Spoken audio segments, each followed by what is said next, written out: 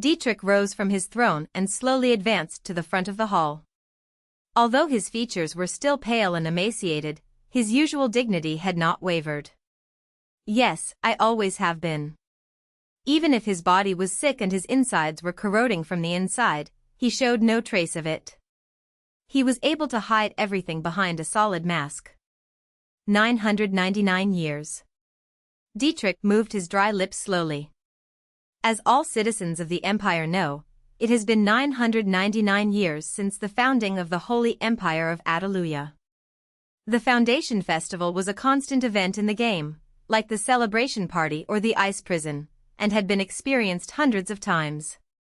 But each time, Presepe was completely busy pursuing characters and never listened to what Dietrich had to say. Since its founding, Alleluia has maintained its position not through peace and tranquility, but through fierce battles, both against humans and against monsters. Maybe there was an important thread hidden in his words. For the first time since she found herself in the game, Presepe began to listen intently to Dietrich's speech. And this year was no exception. We fought bravely, sacrificed our lives, and in the end succeeded in preserving imperial legitimacy and Alleluia's pride. So, he was speaking for himself in the end. Although he was the first crown prince, Dietrich was not the heir the previous emperor wanted. He would have preferred another prince. But whatever method he took, Dietrich was able to eliminate his rival and seize the throne, and he seemed to be referring to this in his speech. Well, it's not bad for him to state this clearly, but there are still those who prey on Alleluia's wealth, and these are not just humans. Has he ever said something like that before? However, we have brave and loyal knights, we have the Holy Church that will not hesitate to protect us, and we also have the Mage Tower that will stand on the front lines when any crisis strikes. Wizard's Tower? Fenric's facial expression changed slightly as he stared at Dietrich. Normally, the emperors of Alleluia were dependent on the church, and thus were not friendly with the Tower of Wizards or High Wizards. Dietrich seemed to have no interest in either the church or the Wizard's Tower. So, it made sense for him to praise the knights and the church, but suddenly mentioning the Mage Tower seemed suspicious. The same applies to all citizens of Alleluia. Every person living on this land, regardless of rank or position, must obey the emperor's orders and fight bravely.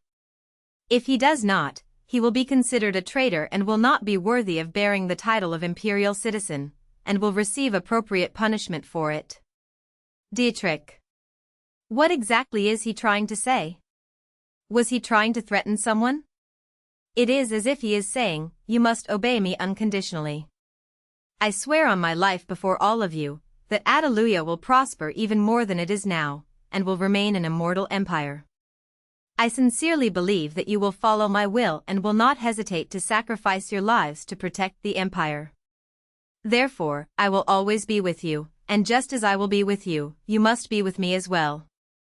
After a moment's pause, Dietrich's gaze suddenly turned to Presepe, who was standing behind Fenric and watching him from behind shyly. Even if the road is difficult and arduous, it is necessary. Even if I hadn't listened to him carefully before. I don't think he'd ever said such words before. For some reason, I felt strangely uncomfortable. It seemed that this long speech was not only directed at the citizens of the empire.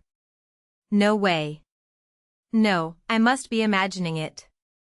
While she was thinking, Dietrich finished his speech and returned to his seat. Now, after the emperor's speech is over, the ceremony will begin. The nobles will gather according to their alliances to demonstrate their influence. But that didn't matter to Presepe at all. There was only one thing on her mind, whether or not the true hero of the game would attend the Foundation Festival. Even characters that have been hit by a glitch in the game still have a relationship window. It's been that way since it came out. So, it was possible that the real hero, even if he didn't reveal his identity, still had that window. But since the game was collapsing in a chaotic manner, she couldn't be completely sure of that.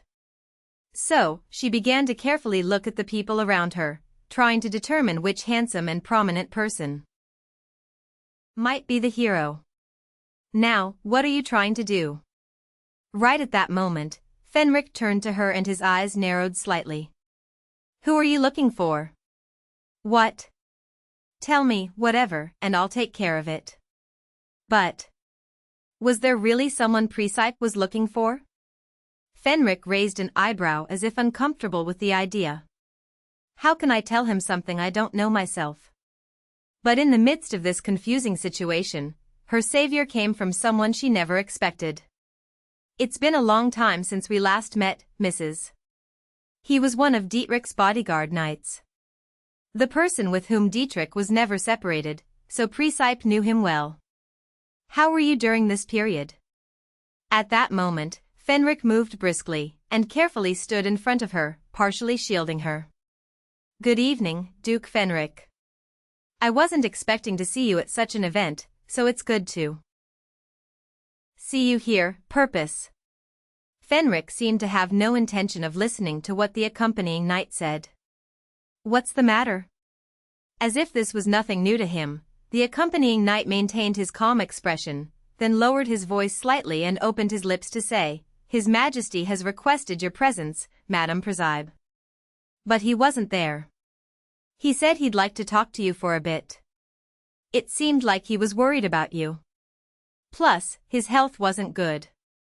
Well, actually, he looked a bit tired. He is already waiting for you. I will guide you to him. Is this necessary? I apologize to His Majesty, but Madame Presepe is also not in good condition. Suddenly? So you will go straight back to the palace. But if that's the case, wouldn't it be better to have the palace doctor examine you? I'm not sure. Fenric muttered in a very cold voice. There are many skilled doctors outside the palace as well, you know. It was clear that he knew very well how Dietrich was treating her. He was trying to protect her in some way. However, Fenric himself was one of Dietrich's men, just like the accompanying knight who now stood before him. Confusion appeared on the accompanying knight's features, then he took a quick look around before lowering his voice further as he continued his words, His Majesty has been bedridden for days on end. Since you left the palace, not a single day has passed without him being on his bed. I just fell into deep thought for a moment. His condition was worse than reported. Doctors said he went into severe shock, but there was no real solution to it. If you think about it. Actually, isn't Dietrich the only person who can provide me with information? From the beginning, from the time he showed up at the training stage, Dietrich was the only person I met. Now, unlike in the past, I can talk to him freely. Of course, the problem remains how he interacts with me. You're not alone anymore, Sir Presepe. What suddenly came to my mind were the words Fenric had said to me during the festival. He was clearly keeping his promise. He made up an excuse to refuse the Emperor's request to meet me. It has been a long time since he has seen you, sir. He must be happy to see you. It was really strange. Even without knowing what Dietrich was planning, just having Fenric in the palace was enough to put me at ease. So, Madame Presepe, okay. At that moment, Fenric's body stiffened. I will meet His Majesty. But it wasn't just Presepe's decision alone. Rather, it was because of the small hand that carefully held his fingers. It's like she's telling him I'm fine. I will guide you to him right now. The accompanying knight seemed to be afraid that Presepe would change his mind, so he spoke in a voice of urgency as he led her. I'll be back soon. Maybe. Then he murmured in a low voice, as if whispering to him, If you don't come quickly, I will go get you myself. I know that. I know the Duke will do it, so I can go at ease. So, I'll go now. Leaving those short words behind her, she walked away with the accompanying knight, while Fenric watched her back silently. Did you know? Then. Because of you, I have suffered greatly, Duke. Those were the words of Ivan, who suddenly appeared in front of him, looking at him with a look that almost killed him.